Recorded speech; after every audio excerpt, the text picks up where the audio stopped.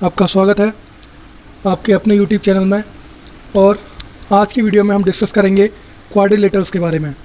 जैसा कि इससे पिछली वीडियो जो मैंने बनाई थी उसमें मैंने डिस्कस किया था आपके साथ पॉलीगन्स के बारे में। मैंने आपको बताया था कि पॉलीगन्स को किस तरीके से क्लासीफाई किया गया है, और जो क्लासिफिकेशन किया गया था वो किया था नंबर ऑफ़ साइड्स के बेसिस पे। अब इस वीडियो में हम देखेंगे कि जो आपके क्वाड्रिलेटरल्स थे उनको अलग अलग प्रॉपर्टीज़ के बेस पे किस तरीके से अलग अलग पार्ट्स में डिवाइड किया गया है। तो सबसे पहले हम देखते हैं क्वाड्रिलेटरल्स क्या होते हैं। जैसा कि पिछली वीडियो में भी मैंने आपको बताया था, एक क्वाड्रिलेटरल क्या होगा, एक क्लोज्ड फिगर होगा, ठीक है। और ये किससे मिलके बना हो गया, ये बना होगा आपका फोर साइड से, ठीक है ना। एक क्वाड्रिलेटरल क्या है, एक closed four side plane figure है, ठीक है ना। और जो डायगोनल होगा किसी भी क्वाड्रिलेटरल का वो क्या होगा, एक लाइन सेगमेंट होगी जो क्या करेगी, आपका ज्वाइन करेगी टू नॉन एडजेसेंट वर्टेक्स को। नॉन एडजेसेंट या फिर अपोजिट वर्टेक्स को जो लाइन सेगमेंट ज्वाइन करेगा वो क्या कहलाएगा, क्वाड्रिलेटरल का डायगोनल कहलाएगा, ठीक है। फॉर एग्जांपल के लिए अब मैंने एक ये क्वाड्रिलेटरल बनाया है ए बी सी और डी। इसमें जब मैं देखता हूँ वर्टेक्स, तो आपके वर्टेक्स कौन कौन से हैं, आपका ए बी सी और डी। वर्टेक्स क्या होता है, वर्टेक्स वो पॉइंट होता है यहाँ दो या दो से ज़्यादा लाइन सेगमेंट आके क्या करते हैं, ज्वाइन करते हैं या कंबाइन होते हैं। एक ऐसा पॉइंट यहाँ पर आपके दो या दो से ज़्यादा लाइन सेगमेंट आके ज्वाइन करेंगे वो क्या कहलाएगा, आपका वर्टेक्स कहलाएगा।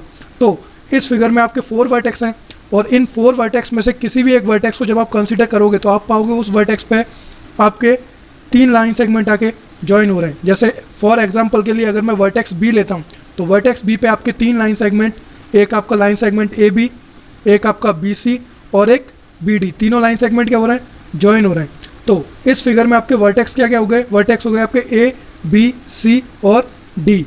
और जब आप डायगोनल देखोगे तो इससे पहले वाली वीडियो में मैंने आपको फॉर्मूला बताया था जिसके अकॉर्डिंग आप किसी भी पॉलीगन के लिए नंबर ऑफ डायगोनल्स कैलकुलेट कर सकते थे। अब ये जो मेरा क्वाड्रिलेटरल है इसमें नंबर ऑफ साइड्स आपके कितना है, 4 है। अब जब आप इसमें नंबर ऑफ डायगोनल्स निकालोगे तो नंबर ऑफ डायगोनल्स का फॉर्मूला मैंने क्या बताया था, n into n minus 3 divide by 2। n की वैल्यू कितनी है, 4 इंटू 4 माइनस 3 अपॉन 2। ये आपका कितना आया, 4 इंटू 1 अपॉन 2। तो इसको सॉल्व करके आपके नंबर ऑफ डायगोनल कितने आ गए, 2।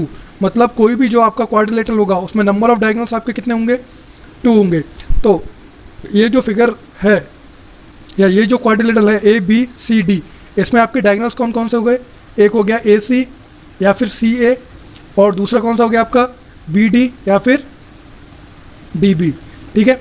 अब हम देखते हैं काइंड्स ऑफ क्वाड्रिलेटरल, क्वाड्रिलेटरल्स के टाइप क्या हैं या कितने टाइप्स के आपके क्वाड्रिलेटरल होते हैं। अब हम देखेंगे काइंड्स ऑफ क्वाड्रिलेटरल कि आपके क्वाड्रिलेटरल को कितने टाइप्स में डिवाइड किया गया है।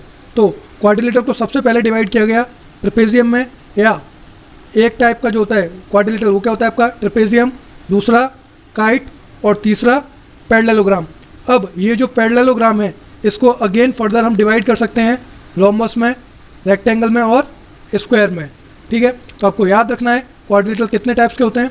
क्वाड्रिलेटरल को आप डिवाइड कर सकते हो ट्रेपेजियम, काइट, पैरेललोग्राम, और जो पैरेललोग्राम है इसको आप अगेन फर्दर डिवाइड कर सकते हो रोम्बस, रेक्टेंगल और स्क्वायर में। अब हम देखते हैं कि आपका ट्रेपेजियम क्या होता है, ठीक है। तो एक ऐसा क्वाड्रिलेटरल जिसमें कोई भी एक पेयर जो है किसका, अपोजिट साइड का, वो क्या हो, पैरेलल हो, तो ऐसा क्वाड्रिलेटरल क्या कहलाएगा आपका, ऐसा क्वाड्रिलेटरल आपका कहलाएगा ट्रेपेजियम। एक ऐसा ट्रेपेजियम जिसमें कोई भी एक पेयर अपोजिट साइड का क्या हो, पैरेलल होगा, वो क्या कहलाएगा, आपका ट्रेपेजियम कहलाएगा।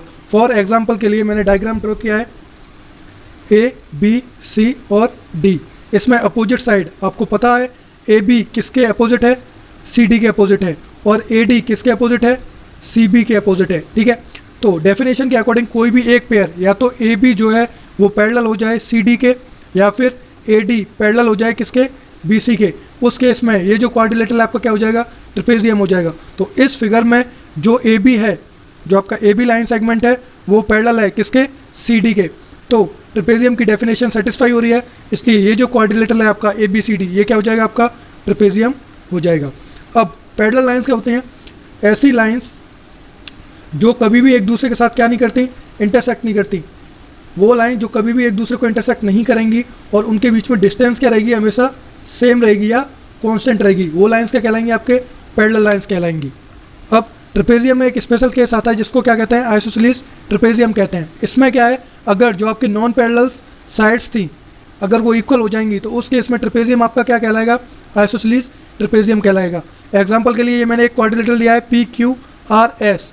अब ट्रेपेजियम की डेफिनेशन के अकॉर्डिंग कोई भी एक पेयर जो है अपोजिट साइड का क्या होना चाहिए था, पैरेलल होना चाहिए था। तो इस फिगर में जो PS साइड है वो पैरेलल है किसके, QR के, और अकॉर्डिंग टू आइसोसेलेस डेफिनेशन के अकॉर्डिंग जो PQ है वो क्या है, इक्वल है RS के।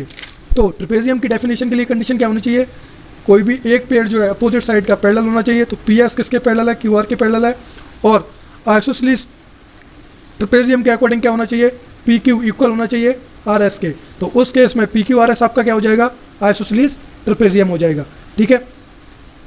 अब ट्रेपेजियम के बाद जो नेक्स्ट है वो है आपका काइट। काइट भी क्या होगा, एक इस तरह का क्वाड्रिलेटरल होगा जिसमें two pairs of adjacent side क्या होंगे, आपके इक्वल होंगे। मतलब कोई भी दो एडजेसेंट साइड क्या होंगी, आपके इक्वल होंगी, एंड अपोजिट साइड क्या होंगे, आपके अनइक्वल। मतलब एक ऐसा क्वाड्रिलेटरल जिसमें एडजेसेंट साइड जो है वो क्या है, आपके इक्वल हैं, और अपोजिट साइड्स क्या होंगे, आपके अनइक्वल, वो क्या कहलाएगा, आपका काइट कहलाएगा। अब ये जो फिगर है या ये जो क्वाड्रिलेटरल है ABCD, इसमें अगर मैं एडजेसेंट साइड देखूं तो एडजेसेंट साइड जो है AB वो किसके इक्वल है, BC के इक्वल है। ठीक इसी तरीके से अगर मैं एडजेसेंट साइड, अगर मैं साइड CD को कंसीडर करता हूं तो इसकी जो एडजेसेंट साइड है AD वो क्या है, इक्वल है। मतलब एडजेसेंट साइड्स तो क्या हो गई, आपके एक दूसरे के इक्वल हो गई, बट अपोजिट साइड, अब जो साइड CD है वो किसके अपोजिट है, AB के अपोजिट है, और ये दोनों साइड क्या है, अनइक्वल है। ठीक इसी तरीके से जो आपके साइड AD है वो किसके अपोजिट है, साइड CB के अपोजिट है, और ये दोनों साइड क्या है, आपके अनइक्वल है। ठीक है। तो इस फिगर में AB आपके किसके इक्वल है, BC के इक्वल है, और AD आपका DC के इक्वल है, और अपोजिट साइड्स क्या है, आपके अनइक्वल है। तो कोई भी एक ऐसा क्वाड्रिलेटरल जिसमें एडजेसेंट साइड्स क्या हो, आपके इक्वल हों, और इसके साथ साथ अपोजिट साइड क्या हो, अनइक्वल हो, वो क्या कहलाएगा, आपका काइट कहलाएगा। तो इस फिगर में ABCD क्या है, आपका एक काइट है। इसके बाद आता है नेक्स्ट आपका पैरेललोग्राम। पैरेललोग्राम क्या आएगा, एक ऐसा क्वाड्रिलेटरल होगा जिसमें दोनों पेयर जो होंगे अपोजिट साइड के वो क्या होंगे, आपके पैरेलल होंगे। ट्रेपेजियम में क्या था, जो अपोजिट साइड्स थी उनका कोई भी एक पेयर एक दूसरे के पैरेलल होना चाहिए था, लेकिन पैरेललोग्राम में क्या होगा, जो दोनों पेयर होंगे अपोजिट साइड्स के वो दोनों क्या होने चाहिए, पैरेलल होने चाहिए। तो ये जो क्वाड्रिलेटरल है ABCD, इसमें जो लाइन है AB वो किसके पैरेलल है, CD के पैरेलल है, और जो लाइन है AD वो किसके पैरेलल है, CB के पैरेलल। AD जो लाइन सेगमेंट है वो किसके पैरेलल है, लाइन सेगमेंट BC के पैरेलल है, और AB जो लाइन सेगमेंट है वो किसके पैरेलल है, लाइन सेगमेंट CD के पैरेलल है। तो जब दोनों अपोजिट लाइंस के पेयर जो हैं वो एक दूसरे के पैरेलल होंगे तो वो क्या कहलाएगा, आपका पैरेललोग्राम कहलाएगा। लेकिन इसके साथ साथ पैरेललोग्राम में जो है ये कंडीशन भी सेटिस्फाई होगी कि अपोजिट साइड्स क्या होंगी, आपके इक्वल होंगी। ठीक है। तो पैरेललोग्राम आपका एक ऐसा फिगर होगा जिसमें अपोजिट साइड्स के दोनों पेयर क्या होंगे, आपके पैरेलल होंगे, और अपोजिट साइड्स क्या होंगी, आपके इक्वल भी होंगी। तो अब हम देखते हैं पैरेललोग्राम को फर्दर जो डिवाइड किया गया है वो किस में डिवाइड किया गया है, रोम्बस में, रेक्टेंगल में और स्क्वायर में। ठीक है ना।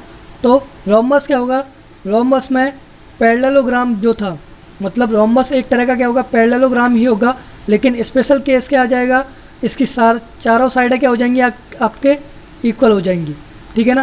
पैरेललोग्राम में क्या कंडीशन थी कि जो दो पेयर थे अपोजिट साइड के वो दोनों क्या होने चाहिए थे, पैरेलल होने चाहिए थे, और पैरेललोग्राम में क्या था, अपोजिट साइड्स इक्वल थी। लेकिन एक ऐसा पैरेललोग्राम जिसमें चारों साइड्स क्या हो जाएं, आपके इक्वल हो जाएंगी, वो क्या कहलाएगा, आपका रोम्बस कहलाएगा। ठीक है ना। जैसे ये फिगर है मेरा ABCD।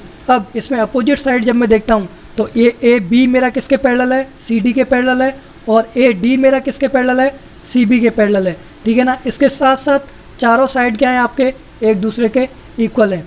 तो ABCD क्या हो जाएगा, मेरा एक रोम्बस हो जाएगा। ठीक है ना।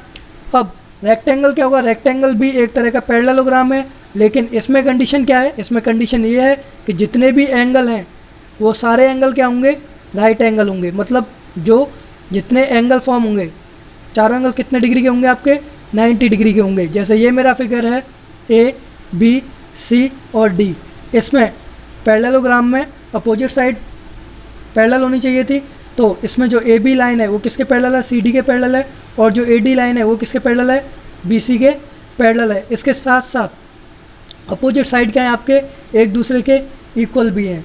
लेकिन इसमें रेक्टेंगल के केस में कंडीशन क्या होगी, जो एंगल फॉर्म होगा वो कितना होना चाहिए, 90 डिग्री का। तो इसमें जितने भी एंगल फॉर्म हो रहे हैं लाइन सेगमेंट के बीच में वो आपका कितना है, 90 डिग्री का है। तो ऐसा पैरेललोग्राम जिसमें जितने भी एंगल आपके फॉर्म हो रहे हैं, चारों एंगल कितने डिग्री के हों, 90 डिग्री के हों, वो क्या कहलाएगा, आपका रेक्टेंगल कहलाएगा। ठीक है ना। अब ठीक इसी तरीके से आपका क्या होता है, स्क्वायर होता है। स्क्वायर में क्या होगा, चारों साइडें आपके इक्वल होंगी।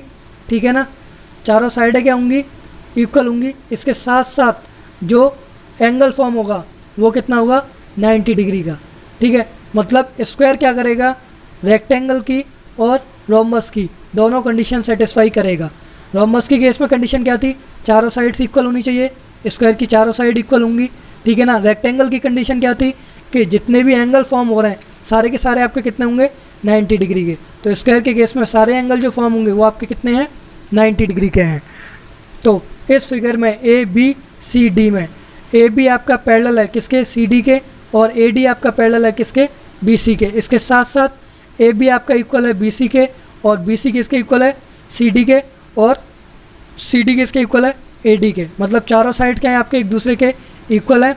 और इसके साथ साथ angle A equal to angle B equal to angle C और इक्वल टू एंगल डी, ये चारों एंगल आपके कितने डिग्री के हैं, 90 डिग्री के हैं।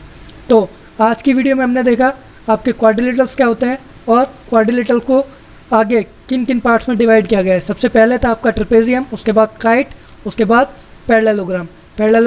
जो पैरेललोग्राम था उसको फर्दर डिवाइड किया गया था 3 पार्ट्स में, रोम्बस, रेक्टेंगल और स्क्वायर में। अब इससे अगली वीडियो में हम देखेंगे प्रॉपर्टीज़ ऑफ पैरेललोग्राम्स और रोम्बस, रेक्टेंगल और स्क्वायर। उम्मीद करता हूँ आज की वीडियो में मैंने जो कराया वो आपको समझ आया होगा। अगर आपको इससे रिलेटेड कोई भी डाउट है तो आप कमेंट सेक्शन में कमेंट करके मेरे से पूछ सकते हैं। अगर आपको वीडियो पसंद आया तो आप वीडियो को लाइक करें, शेयर करें और चैनल को सब्सक्राइब करें। Thank you.